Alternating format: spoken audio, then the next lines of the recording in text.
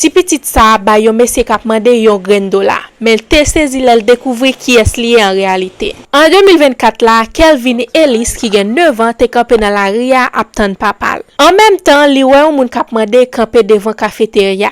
Laisse ça li même li décide aider. Malgré Kelvin te gen yon seul gren dola nan poche li ke papal te fait le cadeau parce qu'elle te fait bon moyen l'école, li te décide bay monsieur Ali. Pour surprise Kelvin, monsieur a te remet li kob la, el te dit qu'elle se pas un moun qui a demandé. Elle découvre que monsieur c'était Matt Busbis. Yon millionnaire qui gen entreprise chasse qui aurait Wild Game Innovation. Kelvin te confondu ensemble avec yon moun kap mande pendant que el te campé dans un coin à prier pendant qu'il t'attend yo servil déjeuner. Li tout éviter Kelvin manger parce qu'elle te content pour geste générosité ça qu'elle te fait pendant que l'attend papal. Après elle te invité dans shop lia pour te jouer game. Ba te fait cadeau en pile bagay dans shop lia et bicyclette ça qui coûtait $2000.